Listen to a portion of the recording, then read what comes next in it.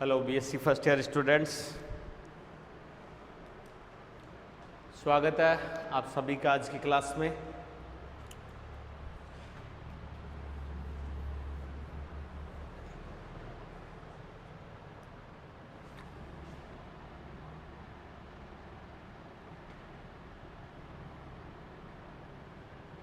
Paper अभी जो हमारा रनिंग में है, पेपर थर्ड एल्गी, ब्रायोफाइट्स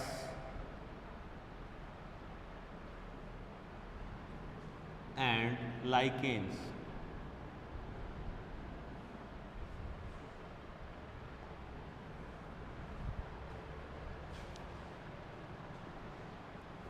और जो रनिंग टॉपिक है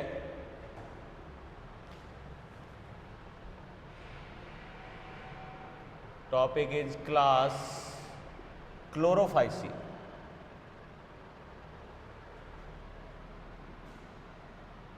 क्लास इज क्लोरोफाइसी और क्लोरोफाइसी में जो एग्जाम्पल या मेंबर हम यहाँ पे पढ़ रहे हैं वो है वॉलवॉक्स, जिसे हम रोलिंग एल्गी के नाम से भी जानते हैं। तो पिछली क्लास में हम इस पर पूरा दे चुके हैं कि ग्रीक भाषा के वॉल्वियर शब्द से ये बना है, जिसे हम रोलिंग एल्गी के नाम से जानते हैं। फ्लैजिला की उपस्थिति की वजह से इसमें चलन या मोटिलिटी पाई जा रही है। तो हमारे सिंपल टॉपिक्स में हमने यहाँ पे डिस्कस कर लिया है क्या बोलते हैं अक्रेंस या हैबिट एंड हैबिटेट की हम बात करें तो, देन थैलस ऑर्गेनाइजेशन, तीसरा पॉइंट सेल स्ट्रक्चर, सिनोवियल की सेल्स के बारे में हम काफ़ी डिटेल में देख चुके हैं। अब हमारे पास जो पॉइंट बन रहा है फोर्थ पॉइंट इज रिप्रोडक्शन।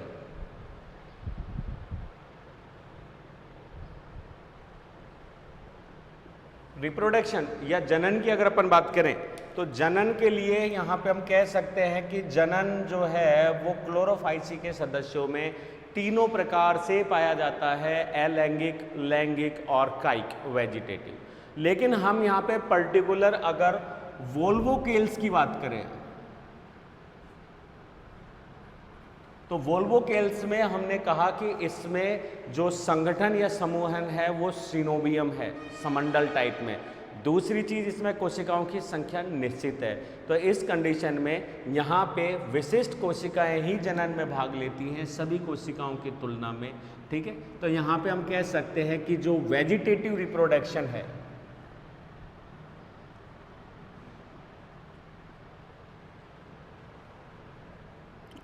वो इनके अंदर एब्सेंट है। कोई रेयरली किसी कोशिका के अंदर मिले या किसी कारण से जो समंडल की कोशिकाएं रैप्चर हो जाए तो उनके अंदर कोई डिवीजन रूप में अगर अपन कहें तो वो हो सकता है, वरना था नहीं होता, क्योंकि सिनोबियम की कोशिकाओं का संगठन व संरचना व आकार क्या होता है, निश्चित होता है। प्लस इनमें पोलैरिटी है, ध्रुवीयता। इन्होंने काई कोशिका अलग और जनन कोशिकाओं का जो संगठन है वो अलग रूप में डिवाइड किया हुआ है, इसलिए हम यहाँ पे वेजिटेटिव की बात नहीं करेंगे। सेकेंड हमारे पास यहाँ परफॉर्मेंस जो आ जाती है वो आ जाती है एसेक्सुअल।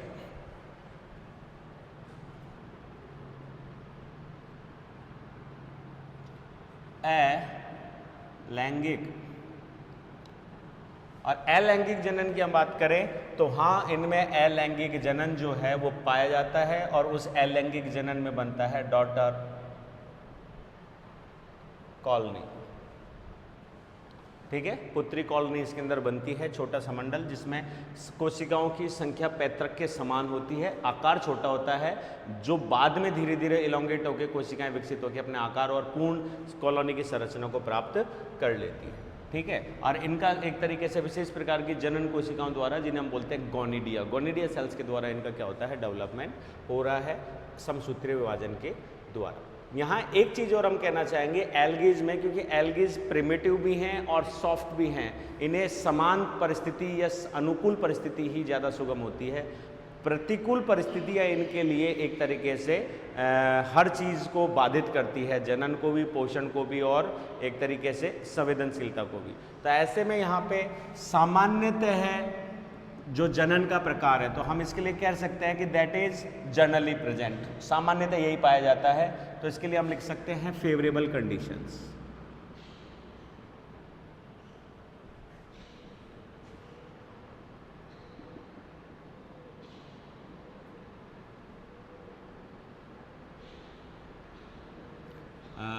अनुकूल।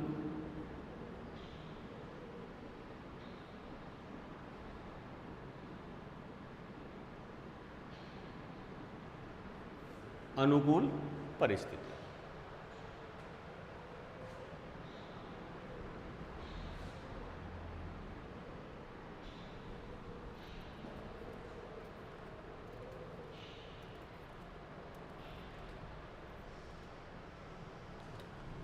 इसी में एक और तरीका अगर अपन बात करें, क्योंकि हमने ओगैमस और एनाइसोगैमस सेक्सुअल रिप्रोडक्शन की भी बात की है, तो दैट इज सेक्सुअल। इसको हम बोल सकते हैं लैंगिक। डेफिनेशन जब हम इन्हें पढ़ेंगे तब वहां पे डिस्कस कर लेंगे।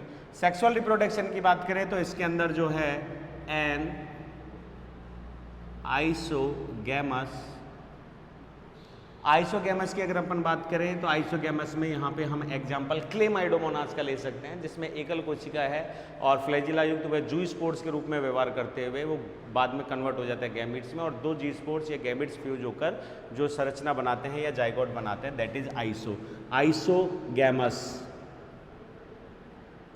ठीक है, तो आइसोगैमस का मतलब हो गया समयुग्मक। दूसरा हो गया एन आइसोगैमस। एन आइसोगैमस के अंदर दोनों प्रकार की जो कोशिकाएं हैं वो एक दूसरे से फिजियोलॉजिकली डिफरेंट होती हैं, बाकी कोशिकाएं सेम है।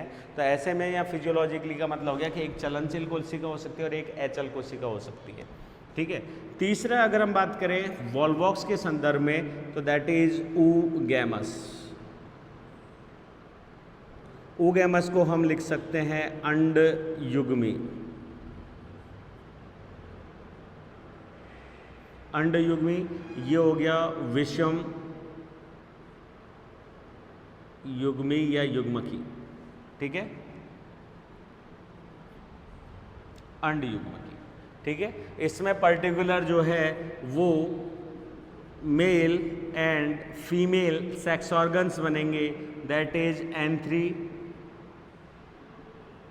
एंथ्रीडियम, जिसे हम बोल सकते हैं एक तरीके से पुनधानी, और यहां बनता है आर्चिगोनियम।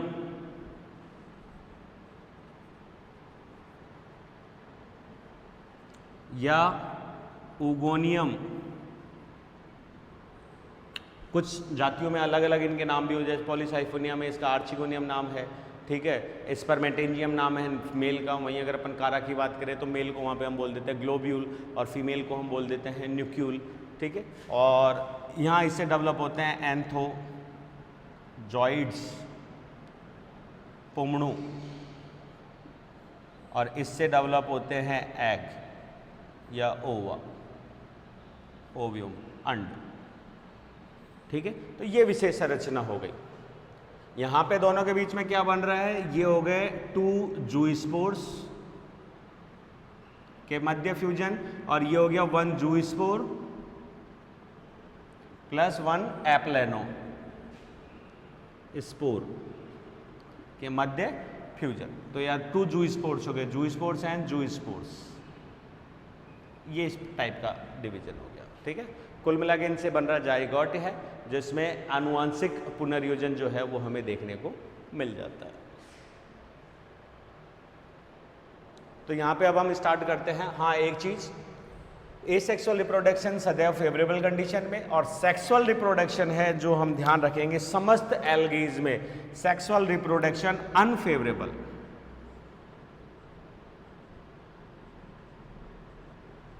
कंडीशन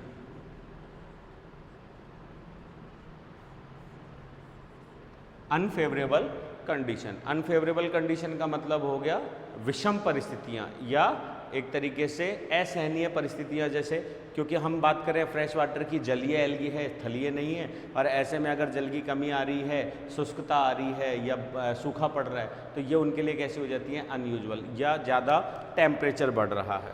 तो हम पहली बात करते हैं किस पे, एसेक्सुअल पे।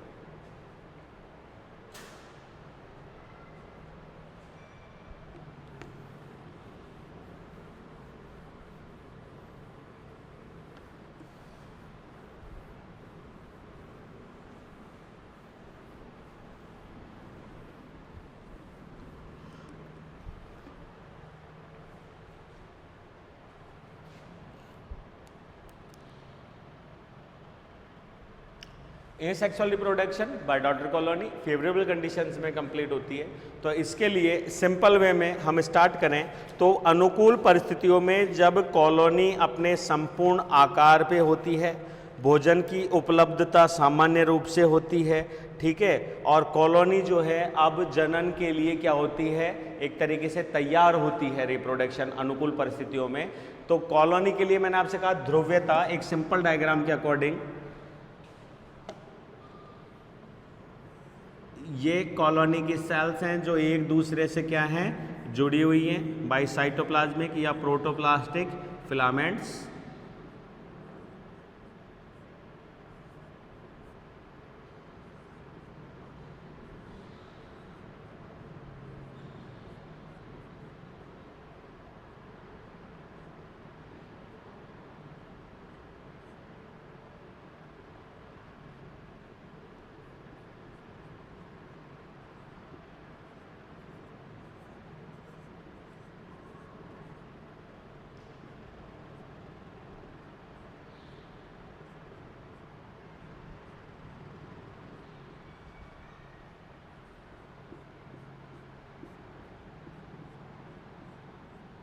ठीक है, तो ये आपस में साइटोप्लाज्मिक फिलामेंट से जुड़ी हुई है और इसमें ध्रुवीयता ये है कि इसी में पश्च भाग की, नॉट अग्र, अग्र भाग की सभी कोशिकाएं कायिक कोशिकाएं हैं, ठीक है, प्रकाश संश्लेषण, उपापचय क्रिया और फूड स्टोरेज से संबंधित है।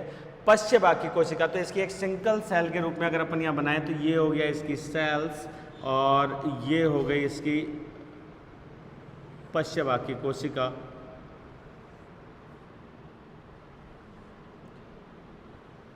तो जाति विशेष के अनुसार प्रारंभ में इनमें कोई ज़्यादा मॉर्फोलॉजिकली अंतर नहीं होता है,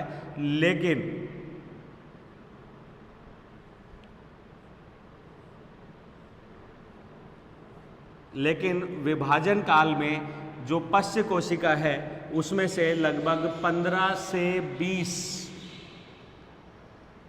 पोस्टीरियर पश्च भाग की सेल्स या कोशिकाएं आकार में बड़ी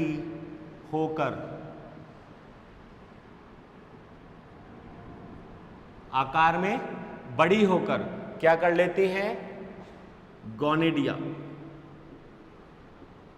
गोनिडिया जनन सेल्स में परिवर्तित या विकसित हो जाती है।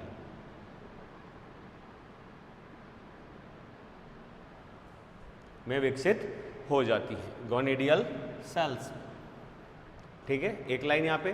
तो यहाँ अपन सिंपल सी बात करें तो इन कोशिकाओं में क्या होगा, दो घटनाक्रम होगी। ये कोशिका आकार में बड़ी हो जाएगी, फूलकर गोलाकार, एक घटना। दूसरी घटना में इनके फ्लैजिलाज क्या हो जाएंगे, डंप हो जाएंगे। तीसरी घटना में इनमें जो क्लोरोप्लास्ट है वो अब क्या हो जाएगा, निष्क्रिय टाइप से। क्लोरोप्लास्ट जो है अब फोटोसिंथेसिस का कार्य नहीं करेगा और इसमें रिजर्व फूड मटेरियल की स्टोरेज बढ़ के नेबरिंग सेल से, और ये क्या कर लेगी, आकार में बड़ी। लगभग कितनी, 15 से 20 कोशिकाएं इस तरीके की क्रिया करती हैं। अब धीरे धीरे जो अंदर की तरफ, दैट इज कैविटी, ठीक है, तो इस कैविटी की अगर अपन बात करें या ल्यूमन की बात करें, इस सिनोवियन बॉल की, तो ये इस ल्यूमन के अंदर धीरे धीरे ये सरकने लगती है क्योंकि आकार बड़ा हो गया है। तो यहाँ पे जैसे एक डायग्राम और बनाएं,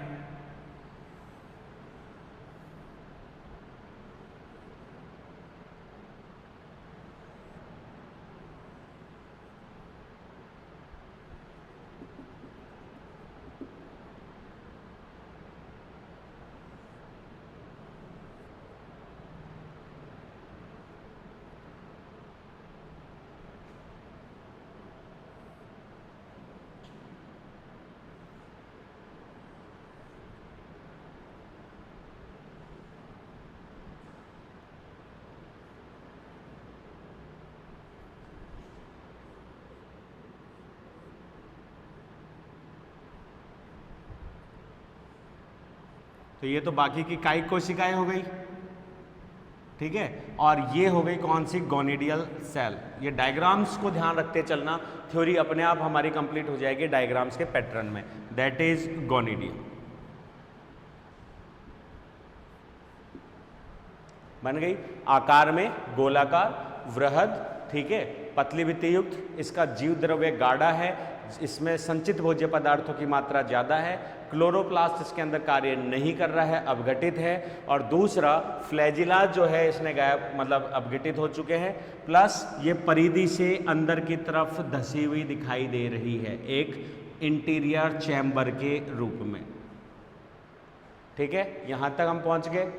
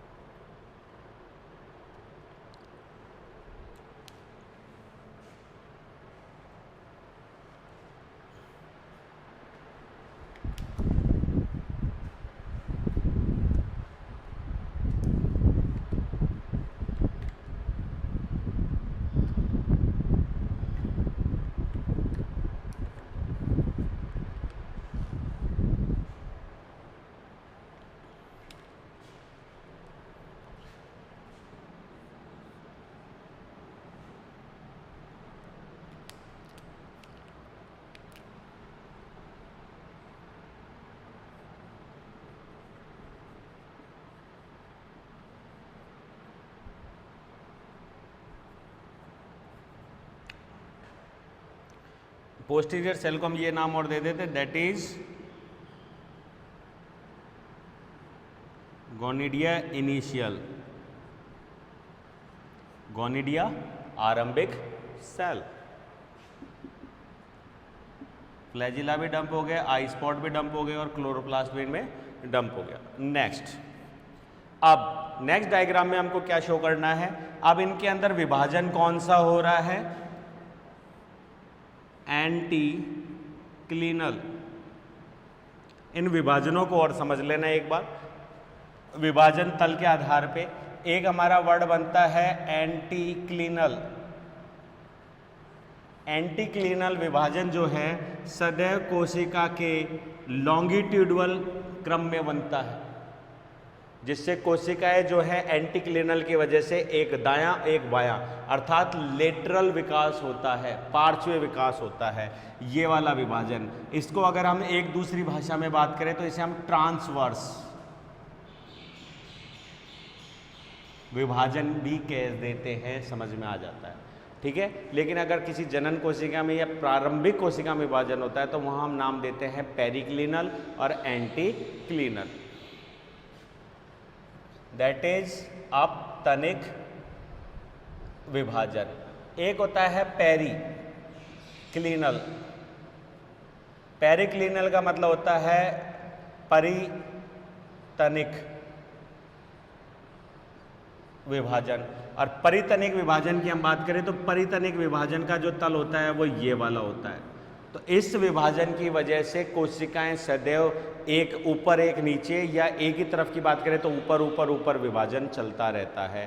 तो डेवलपमेंट स्टेज की बात करें तो एल्गीज में ऐसा ही कुछ विभाजन होता है। अगर हम फिलामेंटस की बात करें तो पेरिक्लिनल, ठीक है। और अगर हमें शाखन करना है तो शाखन किसकी वजह से होता है, एंटी। तो आप इन दोनों डायग्राम्स को देख के समझिए यहाँ पे कौन सा विभाजन है। अगर हम यहाँ पे इस तल में विभाजन दिखाते हैं ये वाला, तो एक कोशिका ऊपर बनेगी एक नीचे, फिर वापस ये विभाजन दे दे तो तीन कोशिकाएं हो गई। इस तरीके से एक फिलामेंट बन जाएगा। हमको यहाँ पे फिलामेंट की जगह पे यहाँ पे डिवीजन कौन सा हो रहा है, दूसरा। तो हम यहाँ पे इस तल में विभाजन दिखाने की बजाय हम इसमें विभाजन कौन सा दिखाएंगे, एंटीक्लिनल। हमने लिख दिया दैट इज एंटीक्लिनल एक्सिस। तो इस एंटीक्लिनल एक्सिस के कारण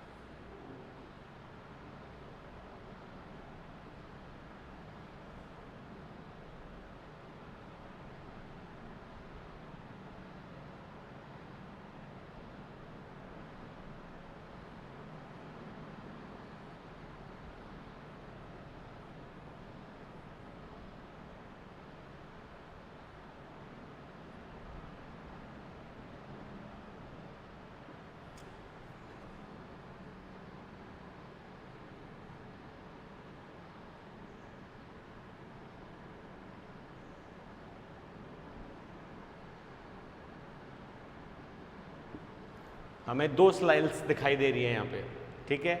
और अगेन एंड अगेन यहाँ पे एंटीक्लिनल विभाजन। तो इस एंटीक्लिनल विभाजन के फलस्वरूप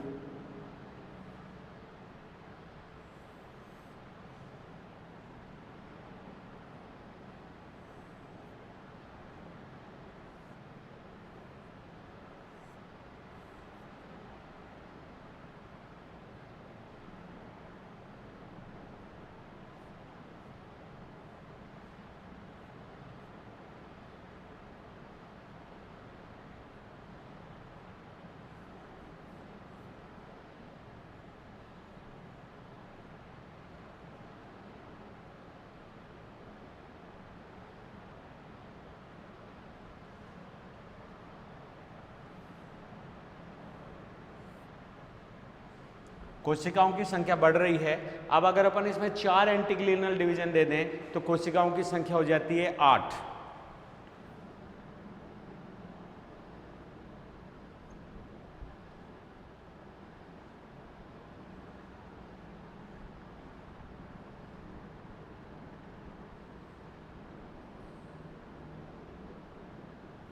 एक लाइन के अंदर दिख रही है क्योंकि हम लगातार उसको काटते जा रहे हैं। एक कोशिका में एक विभाजन, 2 कोशिकाएं बन गई, ठीक है, ये बन गई 2 कोशिकाएं। फिर इनमें वापस यही विभाजन, तो कोशिकाएं बन गई 1 2 3 4। अब इनमें वापस एक एक विभाजन और कर दिए तो कोशिकाओं की संख्या हो गई कितनी? 8। क्लियर है? कितनी कोशिकाएं हो गई? 8। अब 8 कोशिकाएं हैं, फ्लैट है तो एक आपको फिलामेंट के रूप में दिखेगी, लेकिन यहाँ पे इनके पास जगह कैसी है? एक ल्यूमेन, घटके आकार की। तो ऐसे के अंदर, इस कैविटी के अंदर ये आपको कैसे दिखाई देती हैं? एक बॉल जैसी संरचना के रूप में डेवलप होने लगती है। तो ये 8 कोशिका अवस्था जो है दैट इज नोन एज प्लेकिया।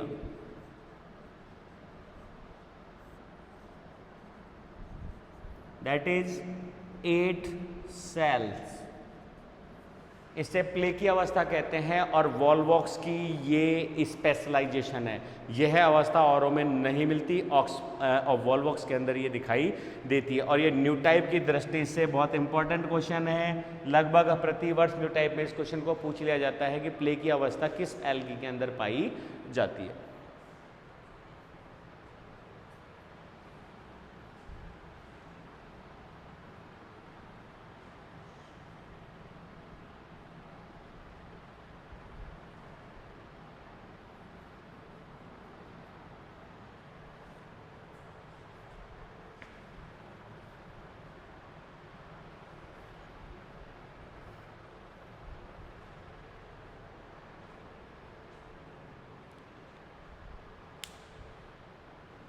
ठीक है,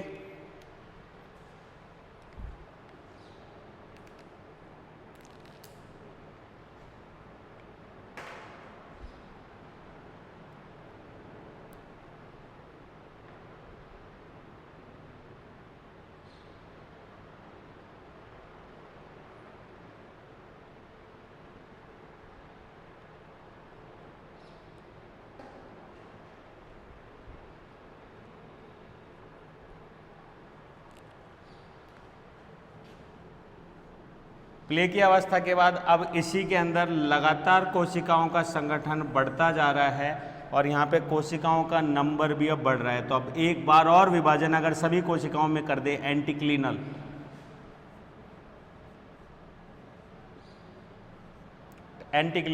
तो इसकी वजह से कोशिकाओं की संख्या अब कितनी हो जाती है? इसमें 16।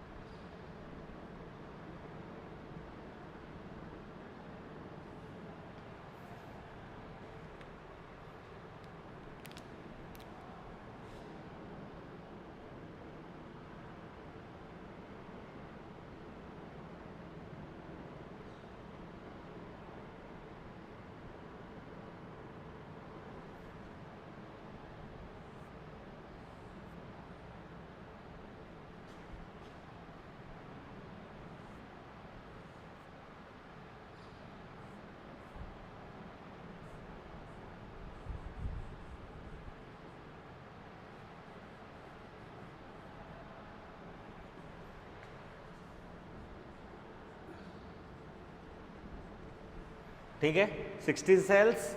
और इसी तरीके से अब लगातार डिवीजन से 16 to 32, 64, 500 क्या बोलते हैं 128, 512, 256, 512, 1024, 2028, इस तरीके से अपने पेरेंट्स के काउंटिंग नंबर के इक्वल क्या हो जाती हैं, संख्या हो जाती हैं। और फाइनली इसी में बना देते हैं आप, ये रहा पेरेंट सेल,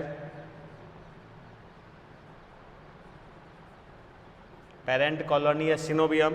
और इसी पेरेंट कॉलोनी में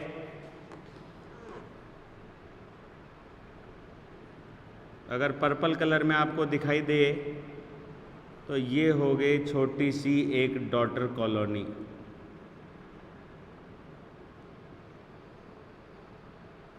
पोस्टीरियर,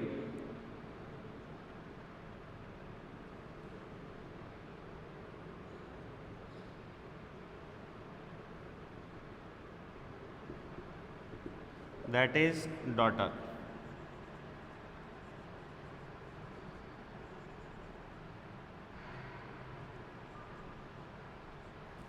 डॉटर कॉल हो गया डेवलप। सेम यही प्रोसेस। अब यहाँ पे दो चीज़ें अगर आप ढंग से देख पा रहे हो तो जो थैलस है या जो सिनोबियम है उसमें इनके एंटीरियर बाहर की तरफ और पोस्टीरियर एंड केंद्र की तरफ है। लेकिन यहाँ अगर आप डेवलपमेंट देख रहे हो तो इनका इंटीरियर केंद्र की तरफ और पोस्टीरियर एंड जो है वो किधर है, बाहर की तरफ है। तो यहाँ पे एक इन्वेजिनेशन की क्रिया होती है, लेकिन वो तब होती है जब संतति कोशिका वो जो कॉलोनी है वो पूर्ण रूप से विकसित हो जाती है एक खोखली गेंद के रूप में। और अभी तक अगर अपन कहें तो इनमें chloroplast, flagella and I spots develop नहीं हुए हैं। इनका डेवलपमेंट तुरंत पहले होता है जब इनका विमोचन होता है, और इनका विमोचन ऐसे ही नहीं होता। विमोचन के लिए पैतृक कॉलोनी ब्रेक होती है। पैतृक कॉलोनी के नष्ट या अपघटित होने पर संतति कॉलोनी जो है वो विमोचित होकर अब नई स्वतंत्र कॉलोनी को विकसित करती है। ठीक है, तो एक बार इसके इन्वर्जन को भी देख लेते हैं कैसे। ये ऊपर वाली लाइन मिटा देते हैं। तो ये स्टेप्स कंप्लीट हुआ, दैट ये एंटीरियर, दैट इज पोस्टीरियर।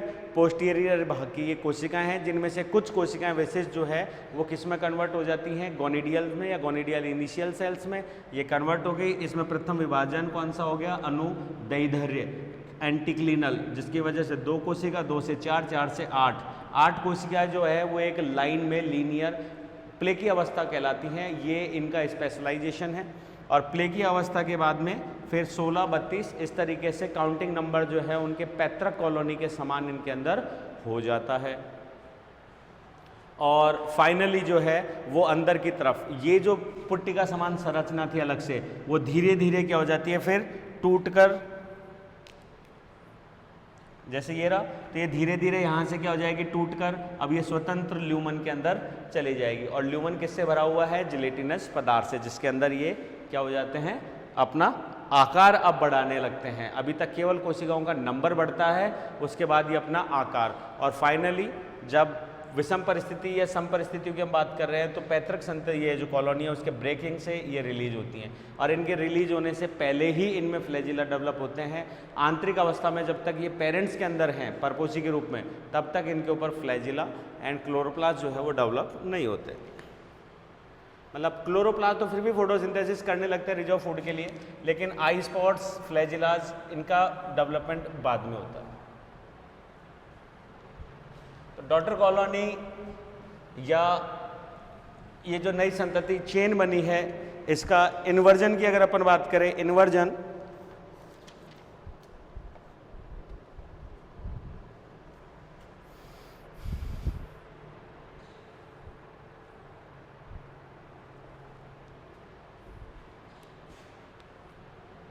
इसी अवस्था से हम शुरू कर लेते हैं। तो ये तो हो गई अब पोस्टीरियर लाइन, और पोस्टीरियर लाइन से ये यहाँ पे जुड़ी हुई हैं, कुछ स्पीसीज में साथ के साथ, कुछ स्पीसीज में विमोचन से पहले।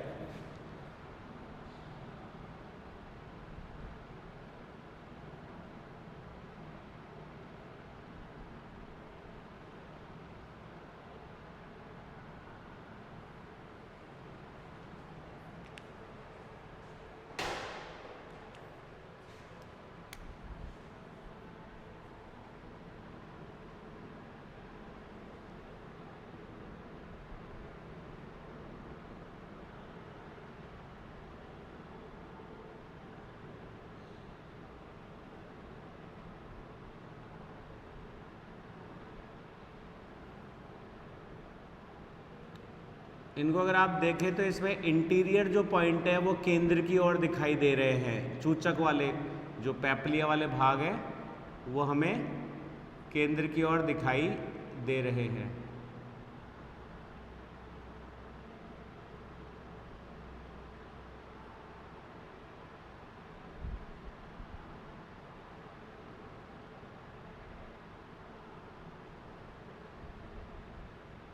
और वही साइटोप्लाज्मिक थ्रेड से ये आपस में एक दूसरे से क्या है, जुड़े हुए हैं। तो सेकंड जो डायग्राम हम यहाँ पे बनाएंगे इसके अंदर ही, वो डायग्राम हो जाएगा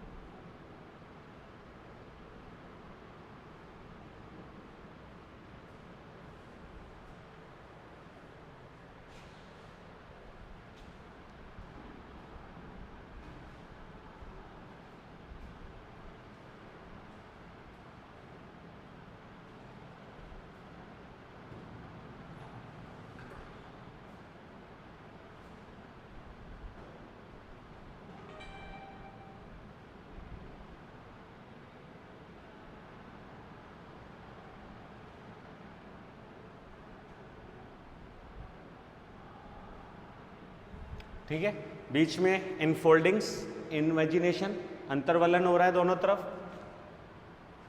ठीक है, थर्ड डायग्राम को अगर आगे बढ़ाएं तो इस इनवेजिनेशन को अब हम क्या कर देते हैं, इन्वर्ट कर देते हैं। इसको तो प्रेशराइज करते हैं अंदर और इन दोनों किनारों को निकाल देते हैं बाहर की ओर। ठीक है, तो इन दोनों किनारों को निकालने से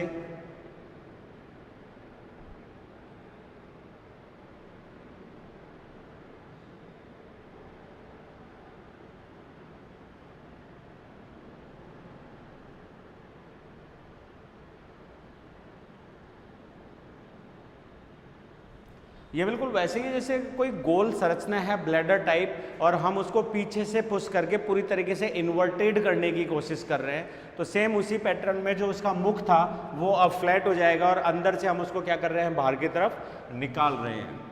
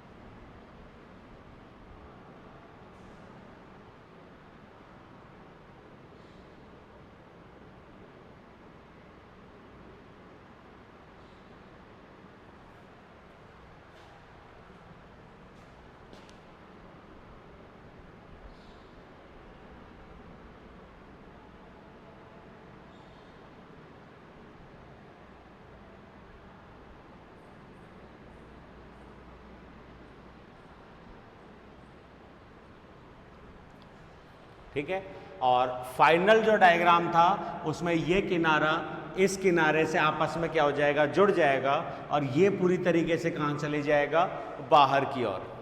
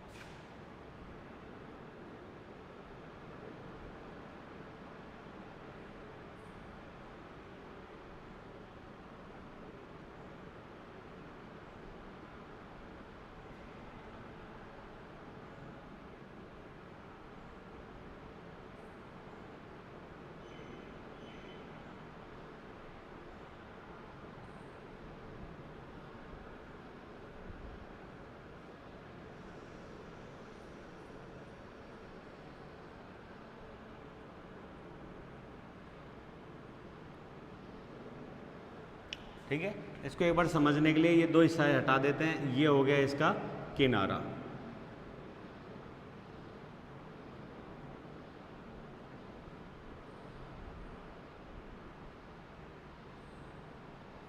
ठीक है। और आफ्टर डेवलपमेंट और विमोचन से पहले अब क्या होगा, ये इंटैक्ट एक तरीके से सेल का रूप ले लेगी। ये जुड़ गए आपस में साइटोप्लाज्मिक थ्रेड से, ठीक है। और ये इसकी बाकी की सेल्स और ये एक गोलाकार संरचना के रूप में।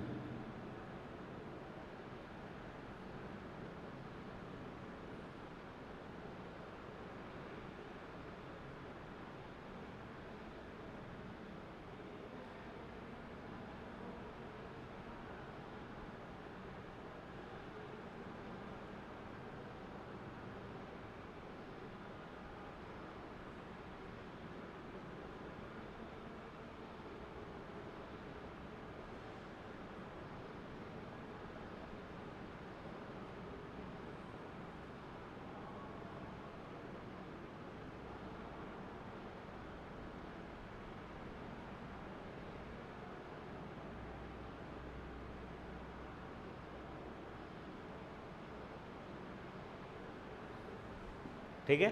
और कंप्लीट कॉलोनी फिर इनमें फ्लैजिलास, और फिर ये हो जाती है मोटाइल और विमोचित होकर अनुकूल स्थान से के पास जाकर या पानी के ऊपर फ्री फ्लोटिंग तैरते हुए कॉलोनी का क्या करती है, विकास। That is daughter colony. तो ये एक तरीके से इनवर्जन ऑफ डॉटर कॉलोनी।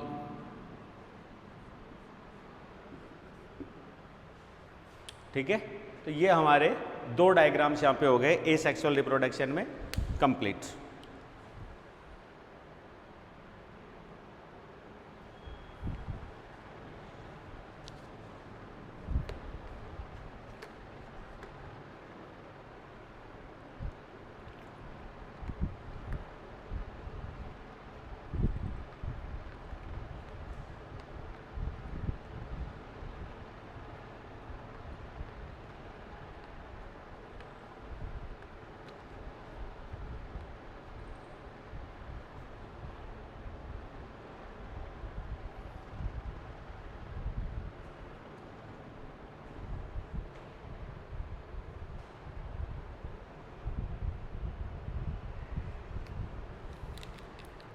और कभी कभी अनुकूल परिस्थितियों में और हाई रिप्रोडक्शन रेट के अंदर ये देखने को मिला है कि जो पेरेंट कॉलोनीज है उसके अंदर एक से अधिक डॉटर कॉलोनी, और कभी कभी पेरेंट कॉलोनी ही इतनी बड़ी और विशाल हो जाती है कि डॉटर कॉलोनी के अंदर भी ग्रैंड डॉटर कॉलोनी जो है वो भी दिखाई देने लगती हैं या विकसित हो जाती हैं।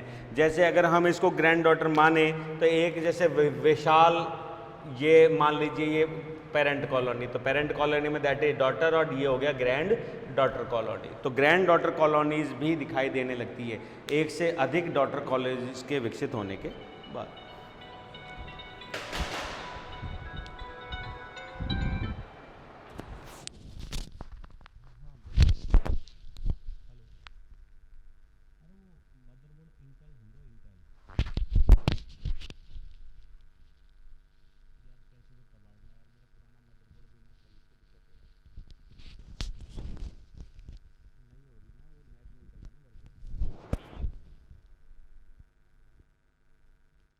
बोर्ड तो वही होंगे ना, इंटेल अभी भी,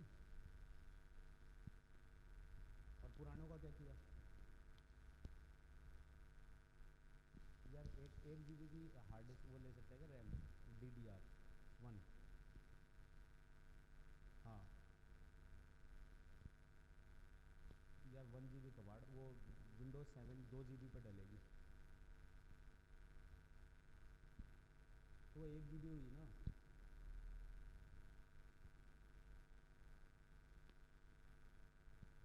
तो 2 GB कौन सी DDR है कि DDR2 है?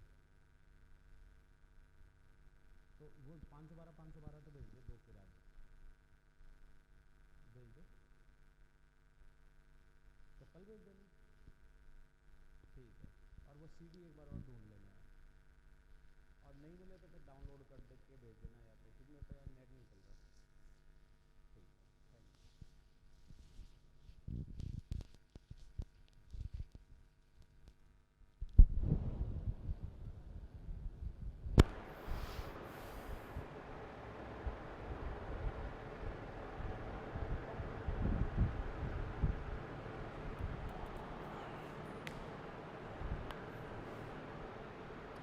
बस ये कंप्लीट। अब हम इसमें देखते हैं सेक्सुअल रिप्रोडक्शन।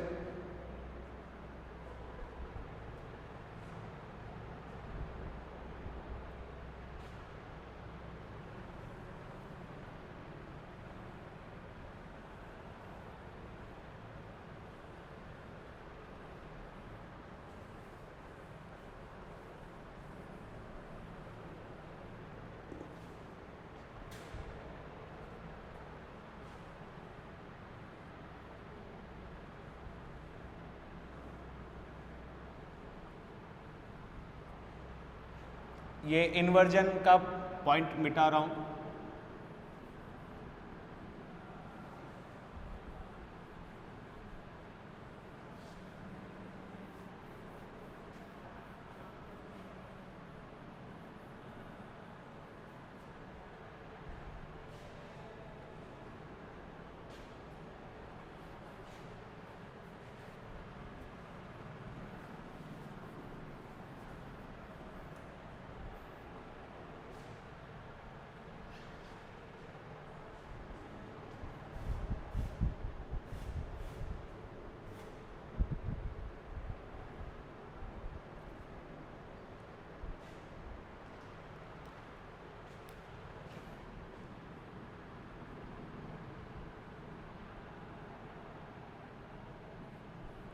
सेक्सुअल रिप्रोडक्शन, लैंगिक जनन,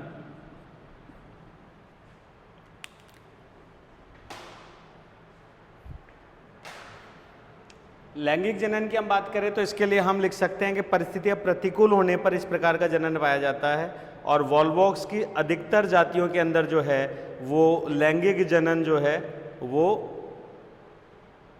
ओगैमस टाइप।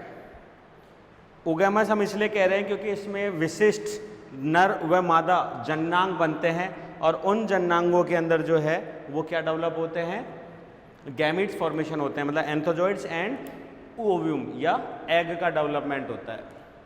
तो सेक्सुअल रिप्रोडक्शन के लिए दो ही महत्वपूर्ण लाइन। पहली चीज, प्रतिकूल परिस्थिति में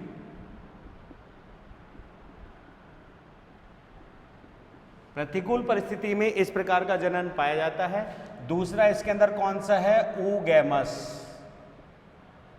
ओगैमस जिसको हम बोलते हैं अंड संयुग्मन या युग्मकी।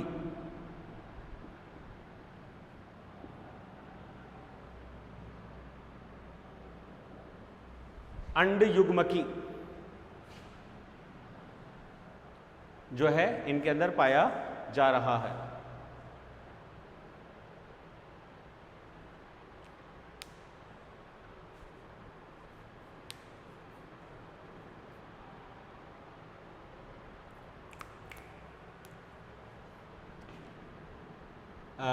अधिकतर जो प्लांट है मतलब इनमें वो होते हैं मोनोइसियस। मोनोइसियस का मतलब होता है उभय लिंगी, अर्थात जिनमें दोनों टाइप के सेक्स ऑर्गन्स एक ही थैलस के अंदर ऑर्गेनाइज्ड होते हैं, संगठित होते हैं, उन्हें हम बोलते हैं मोनोइसियस। डायोइसियस की अगर हम बात करें तो डायोइसियस का मतलब होता है जिनमें दो अलग अलग सुकायों में मेल और फीमेल सेक्स ऑर्गन्स जो है वो डेवलप होते हों, उन्हें हम बोलते हैं डायोइसियस, जिनमें दो अलग अलग थैलस की आवश्यकता होती है। जैसे यहाँ पे एग्जाम्पल अपन दे दें, दोनों के दोनों आरियस एंड ग्लोवेटर। ग्लोवेटर की अगर अपन बात करें तो दीज आर मोनोइसियस, वॉल्वॉक्स ग्लोवेटर, ये मोनोइसियस है। वहीं अगर अपन डायोइसियस की बात करें,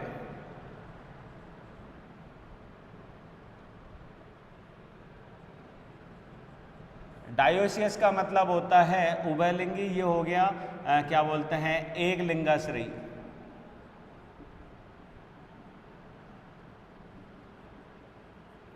उभयलिंगा श्रेय भी बोल सकते हैं या उभयलिंगी। इसमें एग्जांपल ले लेते हैं वॉल्वॉक्स ऑरियस, ठीक है, जिसको हमने पढ़ा भी था लगभग, जिसमें सबसे कम कोशिका लगभग 500 कोशिकाओं के रूप में हमने इसको ऑरियस को पढ़ा था। जबकि वहीं ग्लोबेटर की अगर हम बात करें तो इसमें लगभग कोशिकाओं की संख्या कितनी थी, 20,000 के करीब।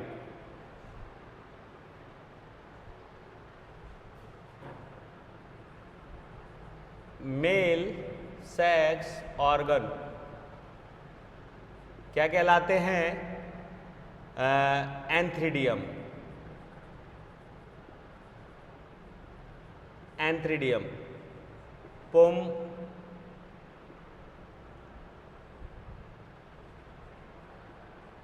पुंधर, ठीक है।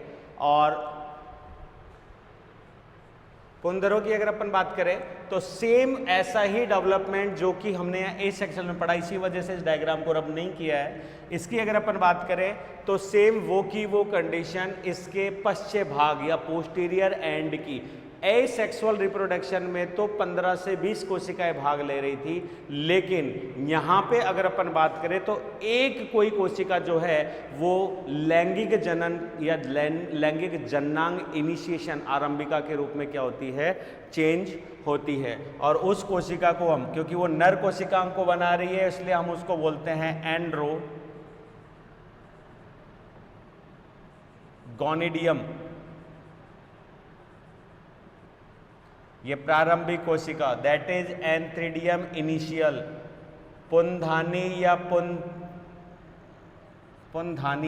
पुंधानी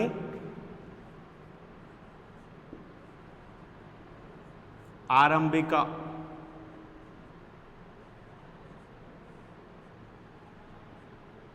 पुंधानी आरंभिका, एंड्रोगोनियल सेल। वहीं अगर अपन बात करें फीमेल की, सेक्स ऑर्गन्स,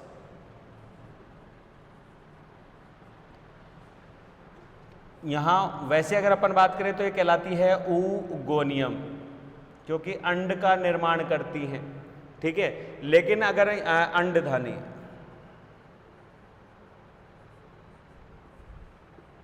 यहां हम इनको बोलते हैं गाइनोगोनिडियम,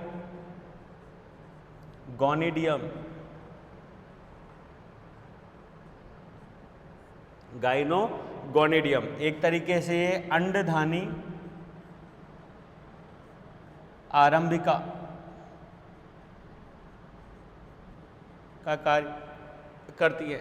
तो डेवलपमेंट स्टेज के लिए कहें तो वही सेम लाइन आएगी कि विषम परिस्थितियों में जब लैंगिक जनन की आवश्यकता होती है तो सिनोबियम के पश्च भाग की कुछ कोशिका जो है या एक स्पेशल कोशिका जो है वो एंड्रोगोनियम गोनिडियल सेल के रूप में व्यवहार करती है, और एक कोशिका जो है वहीं की वो किसके रूप में, उगोनियम गोनिडियम सेल के रूप में व्यवहार करती हैं। अगर एक से ज़्यादा कोशिका व्यवहार करेंगी तो वो एक तरीके से गोनिडिया का निर्माण भी अलग ही करेंगी। अगर दो कोशिका व्यवहार कर रही हैं तो दो अंड कोशिकाएं डेवलप होंगी। ये है सिस्टम सारा। तो वही सेम चीज, ये था हमारा सिनोबियम, सिनोबियम का ये हो गया पश्च भाग दैट इज इंटीरियर, और ये हो गया एंटीरियर या एक्सटीरियर।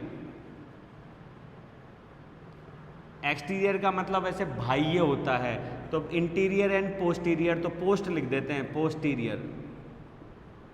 पोस्टीरियर का मतलब हो गया पश्च भाग, किसका, सिनोबियम का। तो पश्च भाग की कोशिका ये रही, ठीक है। ये कोशिका जो है वो आकार में वृद्धि कर रही है, अपने फ्लैजिलाज को ड्रॉप कर चुकी है, संचित भोजन को इकट्ठा कर चुकी है, जीव द्रव्य गाढ़ा कर चुकी है, आई स्पॉट्स इसके नष्ट हो चुके हैं, पायरेनॉइड इसका नष्ट हो चुका है, क्लोरोप्लास्ट इसका हासिल हो चुका है। ये मतलब सारी फिजिकल एंड फिजियोलॉजिकल एक्टिविटीज़ को रोक चुकी है, और ये आकार में बड़ी और क्या बोलते हैं ठोस जीव द्रव्य कोशिका बन जाती है। और ये धीरे धीरे किस में फिसल जाती है, ल्यूमेन के अंदर, कैविटी के अंदर फिसल कर आकार को वृद्धि कर लेती है, ठीक है। वृद्धि करने के बाद सेम वही एंटीक्लिनल एक्सिस के ऊपर विभाजन 1, फिर 2, 3, इस तरीके से 2, 4, 5, 10, मतलब सॉरी 2005-10 नहीं, मतलब 2 4 8 16 32 64 वाला सिस्टम जो है वो डिवीजन का होता है। और एक जितनी इसकी कैपेसिटी है, जितना इस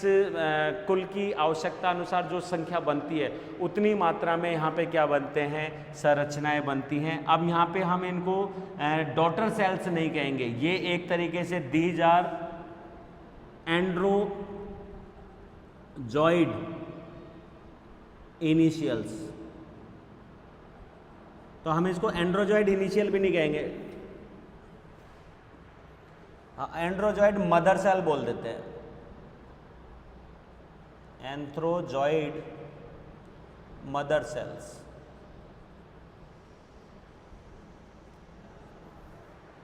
एंथ्रोजॉइड मदर सेल्स,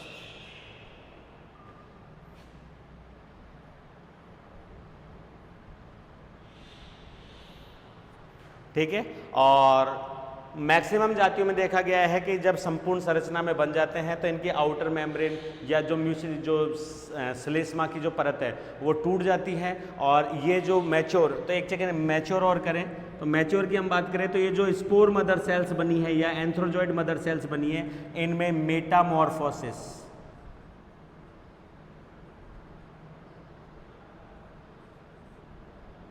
इसको हम स्पर्मेटाइजेशन भी बोल सकते हैं, एक तरीका से शुक्राणु जनन, क्योंकि मेल गैमीट्स का फॉर्मेशन हो रहा है। यहाँ पे एक चीज़ और हमको ध्यान रखनी है कि जो मेन जो पेरेंट है वो भी कैसे हैं, हैप्लॉइड्स, तो इसमें कहीं पे भी अर्धसूत्री विभाजन नहीं होगा, पूरा विभाजन कौन सा होगा, समसूत्री विभाजन। और ये जो एंथ्रोजॉइड मदर सेल्स बनी थी, ये एंड्रोजॉइड मदर सेल्स जो है वो मेटामॉर्फोसिस मतलब कायांतरण, ध्यान रखना, रूपांतरण नहीं बोल रहा हूं, कायांतरण बोल रहा हूं, काया में चेंज, कायांतरण द्वारा क्या है, ये गोलाकार कोशिकाएं हैं, लेकिन अब कैसी संरचना बन गई है, रॉड शेप या स्पाइरल, फ्लैजिलेट, पतले, गतिशील, ठीक है, संरचना के रूप में परिलक्षित होते हैं। दीज आर एंड्रोजॉइड या एंथ्रोजॉइड, जो कि मेल गैमेट्स को रिप्रेजेंट करते हैं, दीज आर मेल गैमेट्स। अगर अपन इनकी तुलना की बात करें तो ये हल्के हैं, पतली भित्ति युक्त हैं, सक्रिय हैं, मोटाइल मतलब गतिशील है, फ्लैजिलेट है, 2 फ्लैजिला है, विप्लेस, ठीक है, प्रतोद प्रकार के। दूसरा, इनके अंदर केंद्रक है, जीवद्रव्य है, आई स्पॉट है, रिजर्व फूड मटेरियल्स है। और क्लोरोप्लास्ट की बात करें तो एकल क्लोरोप्लास्ट मेम्ब्रेन जो है इनके अंदर पाई जा रही है। प्लस इनके अंदर जो है कुछ पिगमेंटेशन के कारण ये हल्के से नारंगी कलर के दिखाई देते हैं। दीज आर एंड्रोजॉइड्स। अब ये एंड्रोजॉइड्स जो है वो इनकी भित्ति के फटने से क्या हो रहे हैं, विमोचित। अब विमोचित होकर ये सेम अपनी ही कॉलोनी में या समीपस्थ दूसरी कॉलोनी में जो क्या है ट्रांसफर हो जाते हैं। तो ये हो गया इनका विमोचन, ठीक है, इतना ही है इसके अंदर। तो सेम वही संरचना बन रही है, लेकिन पहले हमने इसको एसेक्सुअल में समझा, अब हम सेक्सुअल में समझ रहे हैं। जो कोशिकाएं बनी थी प्लेकिया, वैसी ही संरचना यहाँ बन रही है। वो प्लेकिया डिवाइड होते होते यहाँ पे एक तरीके से डॉटर कॉलोनी सेल्स बना रही थी, लेकिन अब यहाँ पे डॉटर कॉलोनी की जगह क्या बन रही हैं, गैमेटेंजियल सेल्स। लेकिन ये गैमेटेंजियल अभी तक पूरी तरीके से मैच्योर नहीं है। इनमें मेटामॉर्फोसिस के द्वारा किस में कन्वर्ट होगा, एंड्रोजॉइड्स। तो ये एक तरीके से एंथ्रोजॉइड मदर सेल्स कहलाती हैं, जो कि एंथ्रोजॉइड्स या पुमड़ू का डेवलपमेंट कर रही है। और पुमड़ू जो है मेल गैमेट के रूप में रिप्रेजेंट हो रहा है, जो कि एक जू स्पोर के समान गतिशील है। कंप्लीट। अब आते हैं second, that is female. Female की हम बात करें तो इसके लिए भी वही सारी लाइनें कि पोस्टीरियर भाग की कोशिका जो है वो फीमेल मतलब गाइनोगोनिडियम सेल के रूप में प्रयुक्त होती है या गाइनोसियम इनिशियल के रूप में प्रयुक्त होती है। और उसके अंदर अगर हम कहें तो किसी भी प्रकार का विभाजन नहीं होगा। कोशिका आकार में बड़ी हो गई, केंद्र की तरफ मतलब कैविटी के अंदर वो झूल गई है, आकार में बड़ी है, लेकिन उसमें विभाजन नहीं होगा, नो फर्दर डिवीजन। क्लियर। तो इस प्रकार ये कोशिका केवल अपना आकार बढ़ा रही है, प्लस इसकी भित्ति जो है मोटी और संचित भोज्य पदार्थों की मात्रा इसमें बढ़ती जा रही है, ठीक है। और संचित भोज्य पदार्थों की मात्रा बढ़ने के बाद ये संरचना जो है वो अब पूरी तरीके से उसकी ल्यूमन को ले चुकी है, that is known as egg. Cell. ये कंप्लीटली किस में बदल चुकी है? एग में। तो ये जितने भी डिवीजन है उनको हटा दीजिए। ध्यान रखना केवल विभाजन जो है वो कहाँ हो रहे हैं? विभाजन केवल एंड्रोगोनियल डेवलपमेंट में हो रहे हैं, ओगोनियम के डेवलपमेंट में विभाजन नहीं हो रहा है।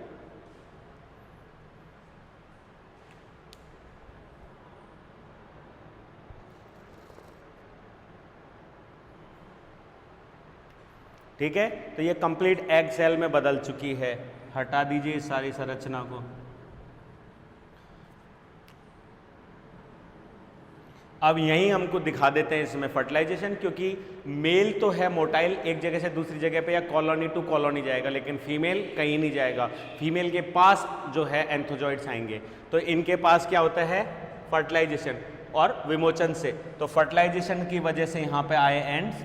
एक चीज और हम लिखेंगे यहाँ पे, देज आर प्रोट्रेंड्रस। प्रोट्रेंड्रस का मतलब होता है पुम पूर्वी। पुम पूर्वी का मतलब समझिए, जो उभयलिंगाश्रयी जातियां हैं उनमें पुमणु पहले विकसित होते हैं अंडाणु से। ठीक है, मतलब दोनों एक साथ ना होकर इसमें अंडाणु बाद में विकसित होता है, पुमणु पहले विकसित हो जाते हैं। ठीक है, तो यहाँ पे ये ओव्यूम, और ओव्यूम से आगे कौन टच हो गया?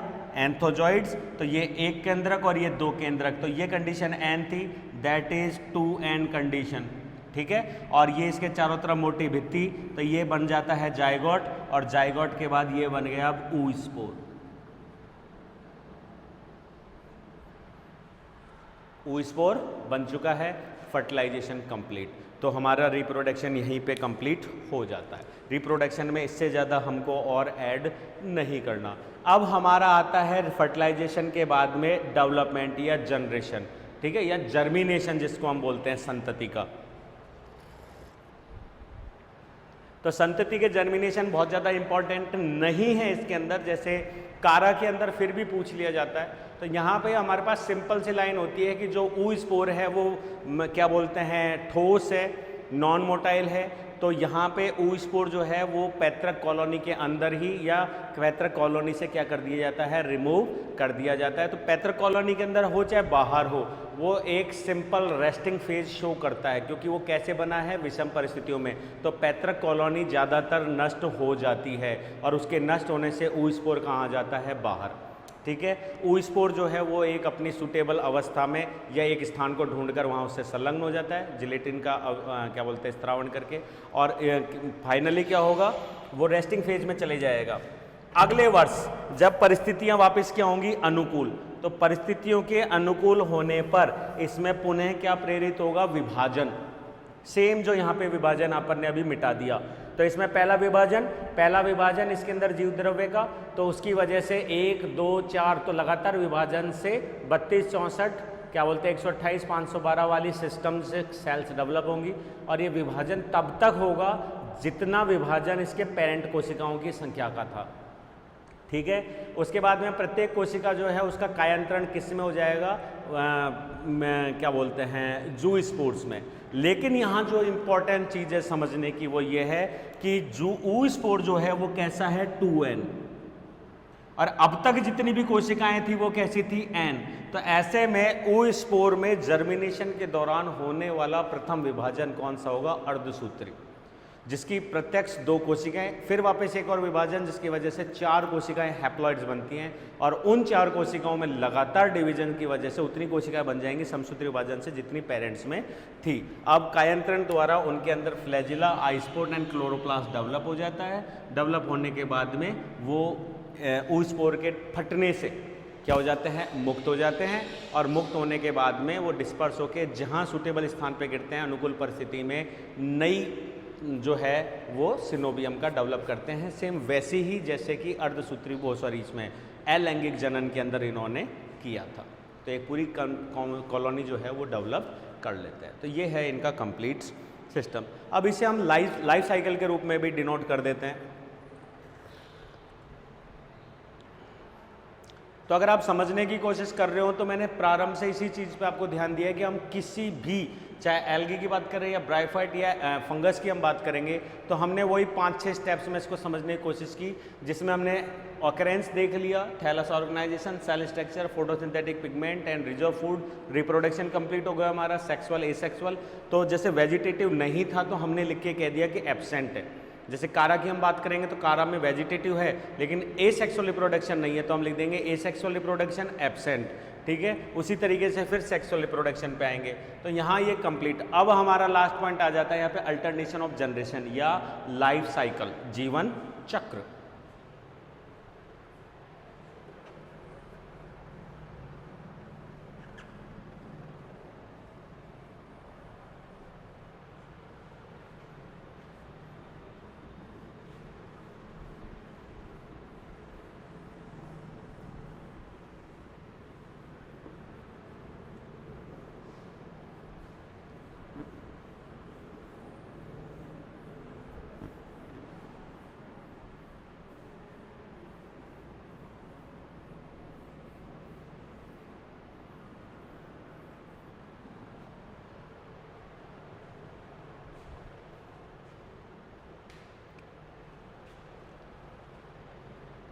तो पॉइंट 5 की अगर अपन बात करें तो वो है लाइफ साइकिल इन वॉल्वॉक्स, या हम इसे सीधे सीधे एक वर्ड और कहें, that is alternation. Alternation in generation.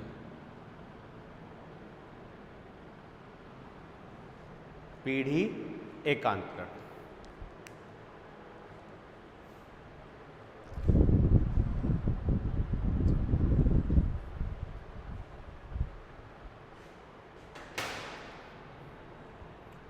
तो यहाँ हम इसकी थ्योरी नहीं लिखेंगे, सिंपल हम इसको डायग्रामेटिक तरीके से ही समझाएंगे। इस चीज़ पे ध्यान देना, अभी जो हम पढ़ रहे हैं वॉल्वॉक्स के संपूर्ण जीवन चक्र को पढ़ते आए हैं, तो इसमें हमने पूरे 5 के 500 पॉइंट डिस्कस किए हैं। तो ऐसे में अगर हम पूरे क्वेश्चन को समझा रहे हैं तो वहाँ पे हम इसको सर्कुलर डायग्राम से ही समझाएंगे, थ्योरी की हमको ज़रूरत नहीं पड़ेगी।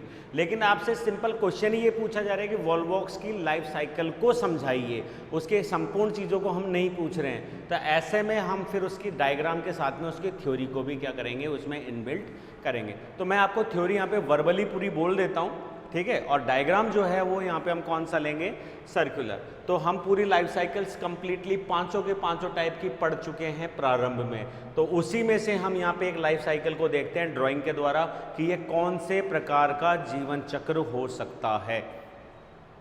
तो यहाँ अगर अपन समझने की कोशिश करें तो स्टार्ट करते हैं वॉल्वॉक्स से। तो वॉल्वॉक्स में सबसे पहले क्या हुआ, दैट इज वॉल्वॉक्स पेरेंट, ठीक है। और वॉल्वॉक्स के अंदर थैलस को हमने क्या नाम दे रखा है, सिनोबियम।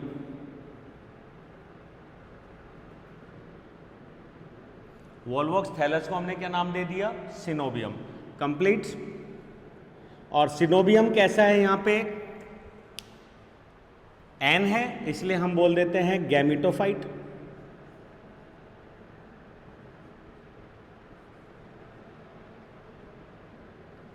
गैमेटोफाइट मतलब रिप्रेजेंट बाय एन, ये हो गया इसका। अब अनुकूल परिस्थितियों में ये किस प्रकार का विभाजन दर्शा रहा है, अनुकूल परिस्थितियों में इसके सिनोबियम के पश्चिम भाग की कोशिका जो है 15 से 20 कोशिकाएं जो हैं वो किस में कन्वर्ट हो गई थी, गोनिडियम, ठीक है। वो गोनिडिया जो है वो कन्वर्ट करती हैं किसको, प्लेकिया को। प्लेकिया स्टेज और ज्यादा विभाजित हुई और उन्होंने क्या बनाई, डॉटर कॉलोनी।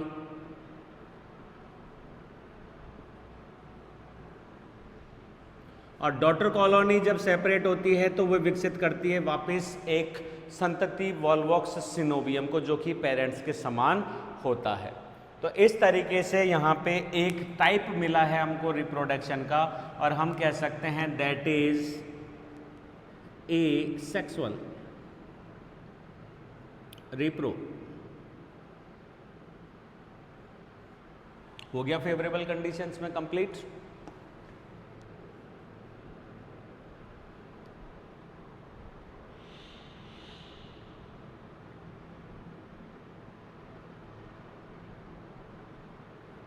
फेवरेबल कंडीशंस, अनुकूल परिस्थितियों में अलैंगिक जनन डॉटर कॉलोनी के द्वारा कंप्लीट दर्शाया गया। अब आइए अनफेवरेबल कंडीशंस में, तब वॉल्वॉक्स की कॉलोनी की जो वही गोनिडियल सेल्स हैं वो क्या क्या डेवलप कर रही हैं। तो हमारे पहले एक आउटलाइन डायग्राम, ताकि सर्कल जो है वो बिल्कुल गोलाकार स्थिति में हमें दिखे।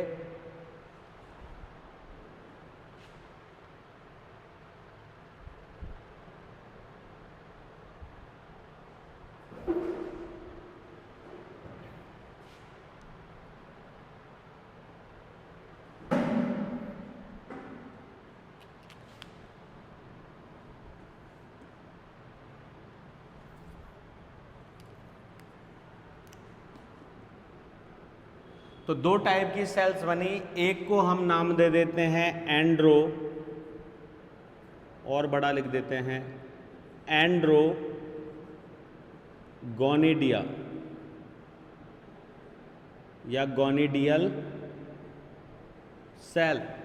और ये एंड्रोगोनिडियल सेल जो है वो यहाँ पे डेवलप कर रही है किसको, male sex organ known as antheridium.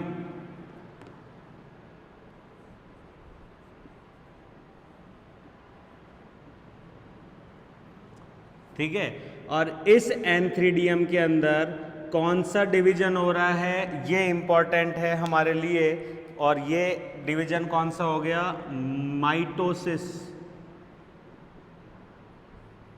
Mitosis का मतलब हो गया समसूत्रीय विभाजन, क्योंकि ये सारी की सारी कोशिकाएं कैसी हैं, एन, और इसने माइटोसिस विभाजन करके यहाँ पे क्या डेवलप किए, antherozoids.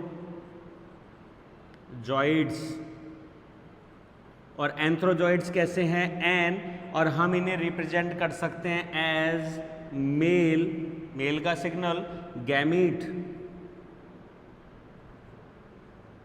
As male gametes, male gametes बन गए।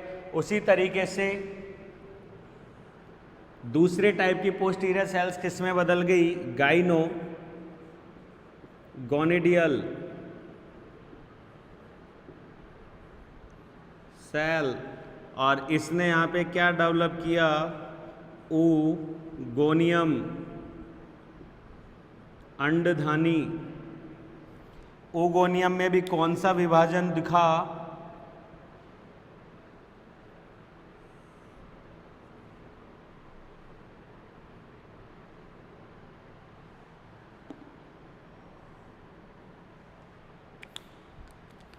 माइटोसिस।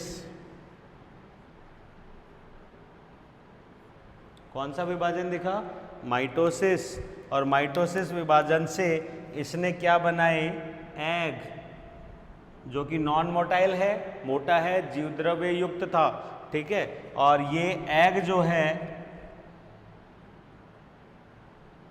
डेट रिप्रेजेंट एन, ये है फीमेल गैमीट, फीमेल गैमीट। दोनों के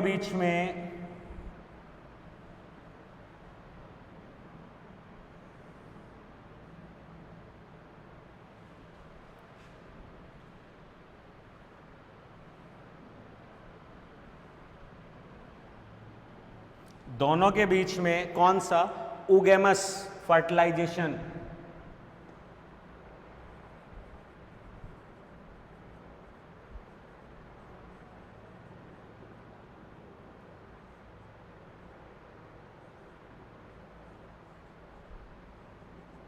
oogamous फर्टिलाइजेशन, और oogamous फर्टिलाइजेशन के फलस्वरूप यहाँ पे क्या बना, जाइगोट। और ये जाइगोट जो है वो कैसा है, 2n। ठीक है, ये जाइगोट जो है वो कन्वर्ट हो जाता है किस में, oospore में, जो कि ट्रिपल लेयर्ड है, त्रिस्तरीय। oospore जो है 2n है और कैसा है, ट्रिपल लेयर। ये oospore जो है वो यहाँ पे रेस्टिंग फेज,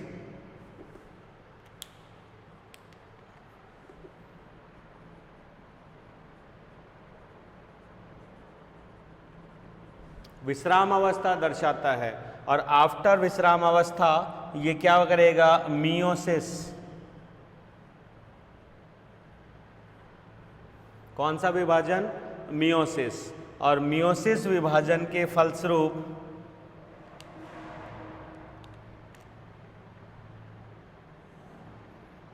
ये डेवलप करता है जू स्पोर्स, जू स्पोर्स। और ये जू स्पोर्स वापस कैसे हो गए, हैप्लॉइड्स। जू स्पोर्स विमोचित होंगे, विमोचित होने के बाद में एक प्रयुक्त जगह पे पहुंचेंगे और पहुंचने के बाद ये क्या करेंगे, जर्मिनेशन। और जर्मिनेशन होकर क्या बनाएंगे, एक वॉल्वॉक्स संतति कॉलोनी या सिनोबियम। वॉल्वॉक्स की संतति सिनोबियम जो है वो यहाँ पे बनाएंगे।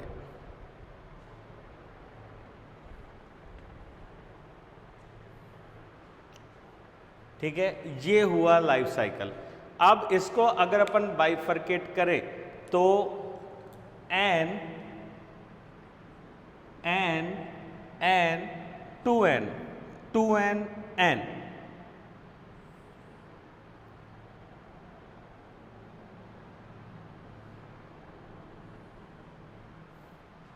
that is gametophyte।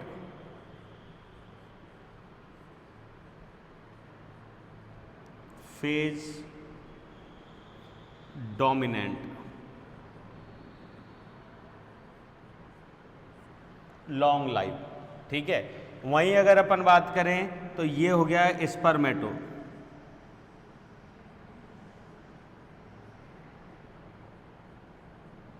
स्पर्मेटोफेज, और ये एक तरीके से शॉर्ट लिव।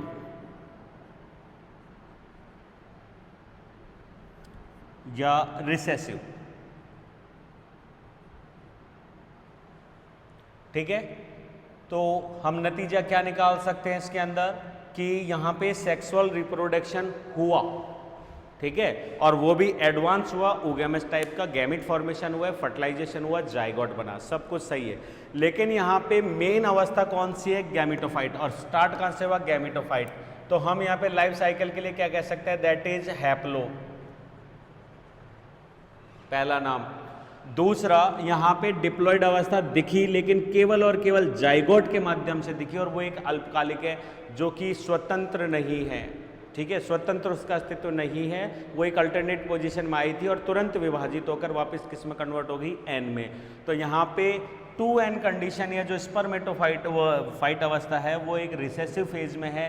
तो द्विगुणित अवस्था हमें प्रत्यक्ष रूप से दिखाई नहीं दे रही है या स्वतंत्र रूप से दिखाई नहीं दे रही है, इसलिए हम इसको हैप्लॉन्टिक लाइफ साइकिल के नाम से डिनोट करेंगे।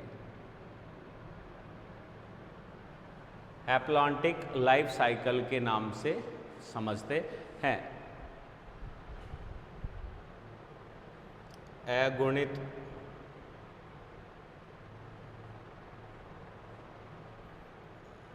जीवन चक्र। तो हम ये कह सकते हैं कि वॉल्वॉक्स में स्पष्ट अतः वॉल्वॉक्स के जीवन चक्र में गैमेटोफाइट अवस्था लॉन्ग लिव, दीर्घकालीन या दीर्घकालिक है, तथा स्पोरोफाइट 2n शॉर्ट लिव,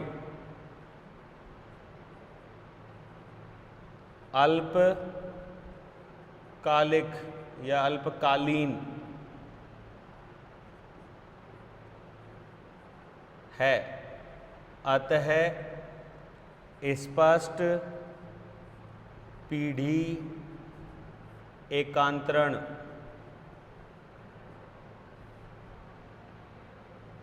अतः स्पष्ट पीढ़ी एकांतरण नहीं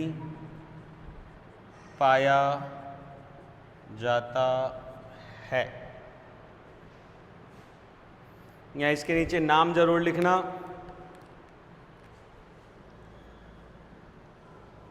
life cycle in Volvox species, वैसे यहाँ पे स्पीसीज ग्लोवेटर है।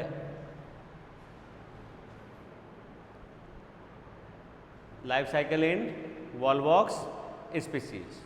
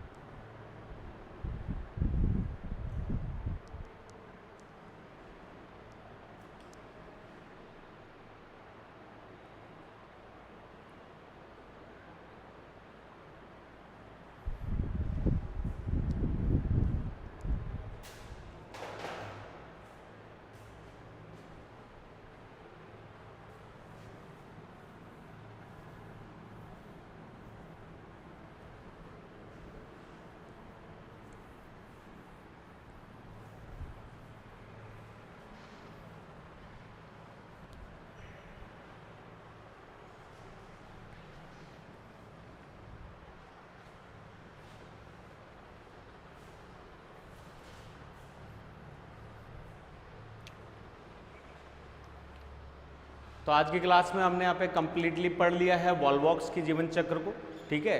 तो रिप्रोडक्शन एंड लाइफ साइकिल जो है वो यहाँ पे कंप्लीट। तो आज की क्लास में इतना ही। नेक्स्ट क्लास के अंदर हम यहाँ पे क्लोरोफाइटा के जो क्लास है क्लोरोफाइसी, तो सेकेंडरी क्लास की हम बात करेंगे यहाँ पे कैरोफाइसी, और उसमें हम एग्जाम्पल लेंगे यहाँ पे कारेल्स, और उसका एग्जाम्पल हो जाएगा कारा, जो कि एक सिंपल, सबसे सिंपल एल्गी में एक वृहद विकसित पादप के रूप में है, जिसकी तुलना एल्गी से ज्यादा इक्विसिटम या टेरिडोफाइट से होती है। तो आज की क्लास में इतना ही। थैंक्स।